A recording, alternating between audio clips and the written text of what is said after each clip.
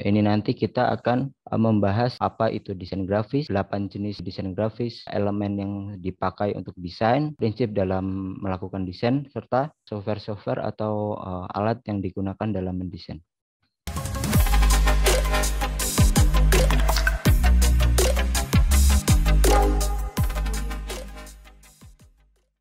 Assalamualaikum warahmatullahi wabarakatuh. Sebelumnya perkenalkan, saya Zulkarnain Dwi Saputra. Saya UX dari tim admisi dan keuangan. Pada kesempatan kali ini, saya akan memberikan materi tentang mengenal dasar desain grafis. Yang pertama, apa itu desain grafis? Dalam Encyclopedia of Graphic Design Designers, Livingstone, tahun 1994, halaman 90, jadi graphic design itu istilah umumnya sebuah aktivitas dalam mengkombinasikan huruf-huruf tipografi, ilustrasi, fotografi, lalu printing untuk mengajak, menginformasikan atau menginstruksikan. Jadi dalam mendesain itu pastinya akan ada suatu tujuan yang ingin dicapai. Desain komunikasi visual atau DKV, apakah sama dengan desain grafis? Pertanyaan ini mungkin hampir sama dengan apakah UX itu sama dengan UI. Seperti kita ketahui bahwa UI dan UX itu berbeda karena UI itu adalah bagian dari UX. Jadi misal kalau dalam lingkaran ini kita sebut UI, lalu ada UX di lingkaran tersebut. Jadi UI itu termasuk dalam bagian dari UX. Begitu juga dengan desain grafis dan desain komunikasi visual. Jadi desain grafis itu sebenarnya adalah bagian dari desain komunikasi visual. Kalau di sini ada desain grafis, lalu di luar dari lingkaran desain grafis itu di dalam DKV itu sebenarnya ada hal-hal lain seperti fotografi, videografi, dan sebagainya. Lalu untuk UX mungkin seperti ada konten strategi atau information arsitektur dan sebagainya. Lalu apakah berhubungan desain grafis dengan UI? Nah, dalam desain grafis sebenarnya ada beberapa jenis. Nah, salah satunya yaitu adalah user interface. Oke, selanjutnya ada dua tipe file. Jadi sebenarnya ada dua tipe file dalam desain. Yang pertama adalah file raster. File raster adalah file yang dibentuk dari pixel atau titik-titik yang mana nanti grafisnya akan dipengaruhi oleh berapa banyak pixel yang ada di dalam gambar tersebut. Contoh-contoh dari file raster itu seperti JPG, PNG, PSD, atau GIF. Jadi misal kalau kita menemukan misal ada foto-foto yang kalau kita lihat itu pecah. Nah, itu salah satu contoh dari file raster. Dan sebenarnya file raster itu kumpulan dari titik-titik atau biasa kita sebut DPI. Dan DPI itu artinya kalau nggak salah dot per inch.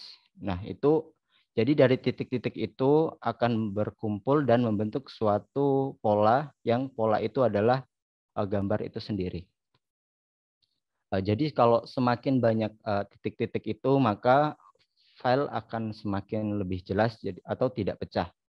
Tapi juga file yang lebih banyak titik-titik itu akan mempengaruhi dari size dari gambar itu sendiri. Lalu yang kedua ada file vektor. File vektor adalah file yang dibentuk dari sejumlah kurva atau garis. Garis tersebut tidak bergantung pada seberapa banyak pixel.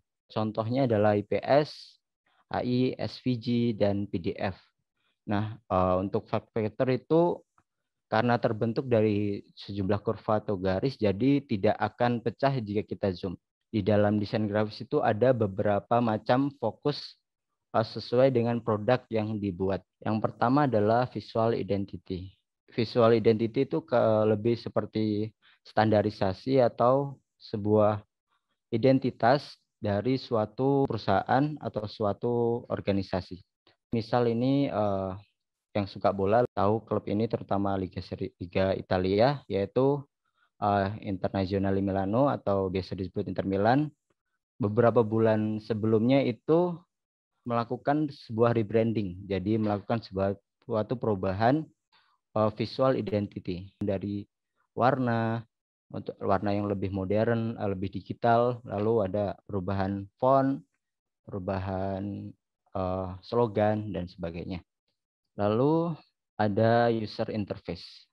Dalam konteks desain grafis, desain UI berfokus pada pengalaman visual pengguna dan desain elemen grafis di layar, seperti tombol, menu, desain, dan sebagainya, serta menyeimbangkan daya tarik estetika dengan fungsi teknis. Aplikasi yang digunakan biasanya Figma, Sketch, dan Adobe XD. Untuk desain grafis jenis ini, dia lebih fokus kepada tampilan dari suatu web, suatu sistem, atau mobile. Oke, lanjut ada marketing dan advertising. Aplikasi yang sering digunakan biasanya Adobe Illustrator dan Adobe Photoshop. Mungkin kalau kita di jalan atau di luar, pasti sering melihat ada kayak banner, poster, atau mobil box yang sudah diberikan desain. Ada karya dari J. Koshev tentang desain dari mobil box pada suatu perusahaan servis. Lalu lanjut ke publication. Nah, kalau desain grafis jenis ini itu lebih ke fokus kepada produk-produk seperti buku, majalah, e-book, dan sebagainya. Jadi aplikasi yang sering digunakan yaitu Adobe Illustrator. Ini biasanya untuk membuat desain covernya. Lalu Adobe InDesign untuk layouting dari suatu buku atau isian dari buku atau majalah. Jadi mungkin kalau kita baca-baca buku, ada letak babnya, ada letak isiannya, ada letak quote-nya, dan gambar. Nah itu biasanya menggunakan Adobe InDesign. Untuk desain cover itu menggunakan Adobe Photoshop. Selanjutnya ada motion graphic. Aplikasi yang digunakan biasanya Adobe Illustrator, Adobe After Effects, sama Adobe Premiere. Kan sebenarnya ini lebih ke videografi sebenarnya. Tapi dimasukkan ke desain grafis karena komponen-komponen yang digunakan itu biasanya dibuat oleh para desain grafis. Contohnya itu kalau kita lihat dari logo-logo, opening logo suatu acara, nah itu kan ada animasi-animasinya. Misalnya kalau kita buka Instagram terus ada kayak animasi-animasi sederhana yang bergerak, nah itu biasanya disebut motion graphic. Atau kalau mungkin yang sering nonton YouTube, ada channel Kok Bisa, nah itu salah satu contoh penerapan dari motion graphic. Lanjut ada packaging. Biasanya desain grafis jenis ini lebih fokus kepada suatu kemasan dari produk. Jadi kalau misal kita beli minuman, beli makanan dan sebagainya, itu pasti kan ada suatu kemasannya. Nah, desain grafis yang jenis ini biasanya fokus kepada desain kemasan tersebut agar lebih menarik dan lebih sesuai dengan perusahaan itu sendiri. Aplikasi yang digunakan biasanya Adobe Illustrator sama Adobe Photoshop. Oke, selanjutnya adalah environmental. Jadi kalau jenis ini mungkin lebih ke desain interior. Ini contohnya adalah desain dari CUN Design tentang televisi media. Nah, ini contoh desain dari environmental itu sendiri. Lalu ada art dan illustration. Aplikasi yang digunakan biasanya itu ada Adobe Illustrator, Adobe Photoshop, sama Procreate.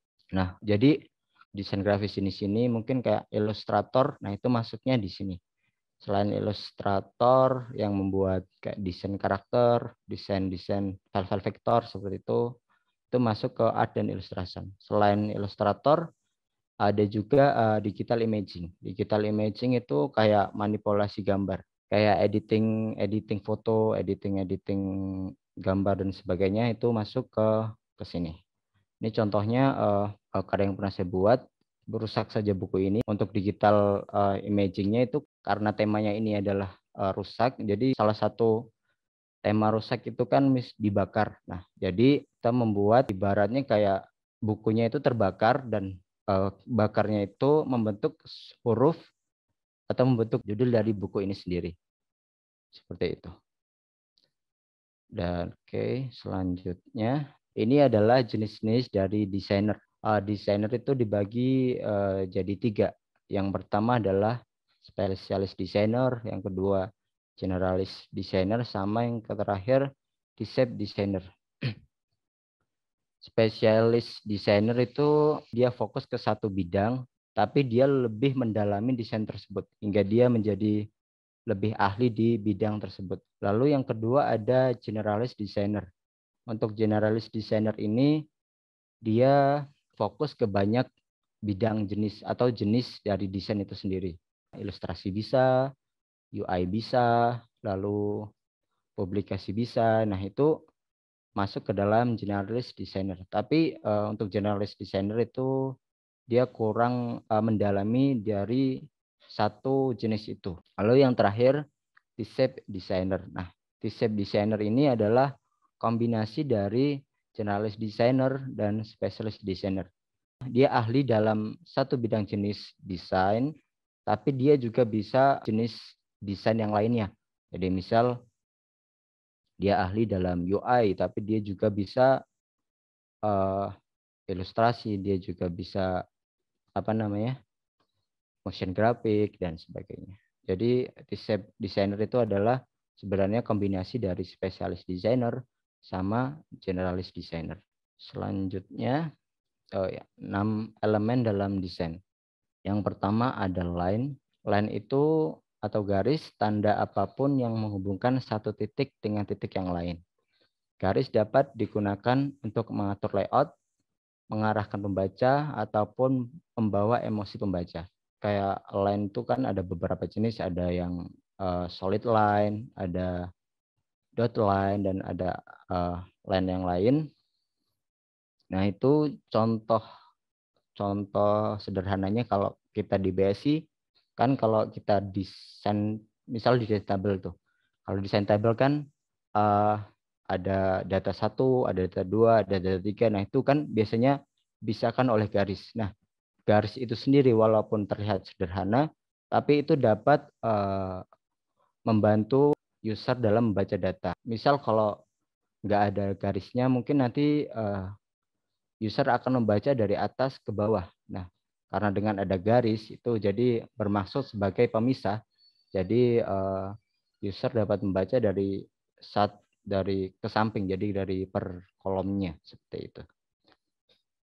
Lalu selanjutnya ada shape atau bentuk. Nah, dalam shape itu sendiri sebenarnya dibagi menjadi 2 secara garis besarnya, yaitu ada geometrik dan ada non geometrik. Geometrik itu seperti bentuk-bentuk yang udah baku, kayak kotak, ada segitiga, dan ada lingkaran, segi 5, dan sebagainya. Lalu yang non geografik itu ada orisinil atau original, kurang ya sama aja sebenarnya. Orisinil itu lebih kayak bentuk alami dari sesuatu. Jadi misal kalau tumbuhan, hewan, nah itu kan ada bentuk tersendiri. Nah, itu sebenarnya masuk ke dalam bentuk ini. Lalu selain itu ada abstrak. Kalau abstrak itu kayak bentuk minimalnya dari suatu bentuk nyata. Jadi kalau misalnya matahari, nah bentuk abstraknya itu seperti ini, bentuk minimalnya. Jadi kalau kita di BSI itu kayak icon-icon yang kita gunakan. Jadi kalau misalnya kalau di admisi dan keuangan biasanya ada menu pembayaran. Nah, menu pembayaran kan biasanya cuma kayak gini, kayak bentuk minimalnya dari sebuah uang. Nah, kalau kita lihat sebenarnya kan kalau uang itu lebih detail, ada angkanya, ada gambarnya dan sebagainya. Cuma karena kita menggunakan bentuk abstrak, jadi bentuk minimalnya yang digunakan. Seperti itu. Lanjut, ada tekstur. Nah, untuk tekstur itu ada kayak tekstur dari tembok, dari garis, dan sebagainya. Nah, ini tekstur digunakan untuk menambah feel dari suatu desain. Jadi, desain itu akan lebih terlihat lebih lebih tersampaikan, lebih ada nambah feel-nya itu jika ditambahkan tekstur seperti itu. Tapi juga harus diperhatikan dari sisi transparansinya. Jadi agar user tidak malah fokus ke dalam teksturnya, tidak fokus kepada background-nya, tapi harus fokus kepada isi dari yang akan disampaikan dari suatu desain. Seperti itu. Lalu selanjutnya adalah white space, yaitu jarak atau area antara atau di sekitar sesuatu. Ruang kosong yang memisahkan atau menyatukan elemen-elemen layout, menegaskan sebuah elemen atau sebagai tempat istirahat bagi mata. Jadi kalau kita desain itu misalnya ini kayak wireframe dari sebuah jumbotron atau landing page. Nah, itu ada area-area yang kosong seperti ini. Area-area ini itu digunakan agar desain yang kita buat itu tidak terlalu crowded, sehingga desain itu dapat desain itu dapat lebih bernafas seperti itu. Jadi dengan white space itu audiens atau user itu akan lebih fokus kepada pesan-pesan yang sebenarnya yang akan kita sampaikan. Jadi misal kayak heading-nya, ada tombol CTA-nya, ada gambarnya seperti itu. Jadi kalau ada white space akan lebih memudahkan audiens fokus kepada elemen-elemen yang akan kita sampaikan. Oke, lanjut ada size, seberapa besar atau kecil sesuatu. Semakin besar size itu akan semakin tertuju audiens melihatnya. Jadi kalau misalnya ini, yang pertama kita lihat pasti akan ini, lalu yang kedua ini, yang ketiga ini, dan yang keempat ini. Jadi size itu berpengaruh kepada fokus audiens yang akan dilihatnya untuk pertama kalinya. Lalu selanjutnya color. Nah, sebenarnya dalam warna ada dua jenis ya. Ada RGB yaitu red, green, blue. Ada CMYK yaitu cyan, magenta, yellow, dan key atau black. Nah, kalau RGB itu biasanya digunakan untuk digitalisasi. Jadi kalau kayak di mobile, di web, di komputer, dan sebagainya, itu menggunakan warna RGB. Nah, untuk cetak biasanya menggunakan CMYK. Nah, mungkin kalau yang punya printer atau yang sering print pasti pernah lihat di sampingnya itu kan ada tintanya, dan tintanya tuh ada 4 warna, ada CMYK.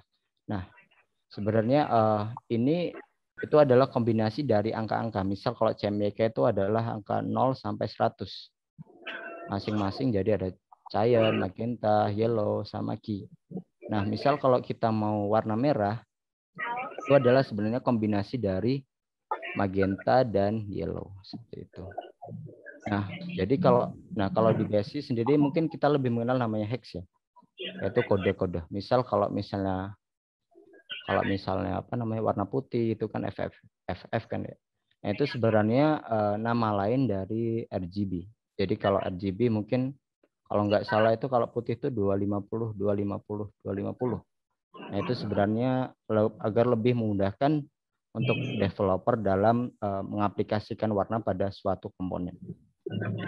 Nah, dalam warna sendiri sebenarnya ada color psikologinya, yaitu ada arti dari suatu warna. Jadi kalau dalam kita mendesain, kita tidak boleh asal memilih warna. Oke, selanjutnya, nah ini adalah rule 60-30-10. Nah, ini biasanya digunakan, sebenarnya ini adaptasi dari interior design, tapi digunakan juga di beberapa desain, terutama UI juga biasanya sering menggunakan ini. Nah, ini digunakan agar suatu desain itu tidak terlalu banyak warna, jadi tidak terlihat penuh atau sesak seperti itu ya. Jadi ini contohnya adalah karya dari Ade Damilola, ini sebelum diterapkannya oleh dia rule 60-30-10, dan ini setelah digunakan rule 60-30-10. Jadi desain lebih terlihat lebih tersampaikan, juga lebih komunikatif, dan tidak terlalu ramai dari warna itu sendiri. Untuk ini yang 60 adalah warna utamanya, lalu yang 30 warna secondary-nya, Kalau yang 10 itu adalah warna aksennya. Oke. Nah, ini selanjutnya adalah 5 prinsip dalam desain. Jadi kalau elemen tadi adalah cara kita bahan-bahan yang kita siapkan untuk memasak, kalau prinsip dalam desain itu sebenarnya adalah cara kita memasaknya. Oke, yang pertama adalah unity. Unity adalah kesatuan dalam desain grafis, yaitu kohesi, konsistensi, keutuhan, dan keselarasan semua unsur desain. Dengan memperhatikan prinsip kesatuan, karya yang kita buat akan lebih padu dan menghasilkan tema yang kuat. Misal ini adalah salah satu desain yang pernah saya buat. Nah, di sini menggunakan warna merah, yang ini juga menggunakan warna merah. Nah, ini membentuk suatu prinsip unity, jadi saling membentuk suatu kesatuan dalam suatu desain. Kalau kita buat misal ini warna penulisnya biru, nah nanti akan berbeda, jadinya tidak terlihat bersatu. Selanjutnya adalah balance, yaitu keseimbangan. Jadi dalam prinsip ini sebenarnya ada dua pendekatan, yaitu simetris dan asimetris. Contohnya ini adalah desain yang pernah saya buat juga. Nah, kalau kita lihat di sini, nah ini kan terlihat simetri ya. Jadi lebih kalau di kanan kirinya sama. Nah, itu adalah contoh penerapan dari simetri. Lalu ada proportion, yaitu merupakan perbandingan antara bagian yang satu dengan bagian yang lain. Nah, ini lebih ke lebih kayak porsi dari yang ditampilkan. Jadi kalau misalnya judulnya dibuat lebih besar daripada judul penulisnya, atau lebih besar dari tagline-nya. Lalu lanjut ada emphasis. Emphasis itu adalah penekanan, adalah cara untuk menentukan bagian mana yang menjadi prioritas dalam desain yang kamu buat. Jadi misal ini desain dalam desain cover ini yang ditekankan adalah kreatifnya. Jadi dibuat dalam kreatifnya itu benar-benar penekanan dari suatu kreativitas. Jadi fontnya dibedakan dan dibuat lebih mencerminkan suatu kreativitas. Lalu ada rhythm, yaitu irama dalam desain grafis. Untuk itu adalah pengulangan atau variasi pada unsur-unsur desain. Jadi contohnya ini adalah karya dari Robbie Prada. Nah, ini dibuat sama ya, secara pengulangan dari suatu desain. Jadi membentuk suatu pola yang kalau kita lihat jadi lebih eye-catching istilahnya. Oke, selanjutnya adalah aplikasi yang digunakan. Nah, untuk yang pertama aplikasi yang sering digunakan mungkin udah pada tahu, yaitu Adobe. Nah, Adobe itu ada beberapa jenis aplikasi yang digunakan. Nah, ini ada ada paketnya, paket bandelnya. Nah, ini ada untuk paket bandelnya sendiri untuk area South Pacific atau Asia Pasifik itu kira-kira harganya sekitar 69,7 dolar Singapura. Kalau dirupiahkan itu kayak 700 ribuan kalau nggak salah. Itu per bulannya. Jadi kalau Adobe sebelumnya adalah sebelumnya itu bayar satu kali, tapi untuk sekarang itu per bulan berlangganan seperti itu. Jadi kalau untuk Adobe Illustrator itu harganya 27,62, itu sekitar 200 ribuan, 280 ribuan kalau nggak salah. Sama Adobe InDesign itu harganya hampir sama. Lalu selanjutnya adalah alternatif dari Adobe, aplikasi-aplikasi Adobe.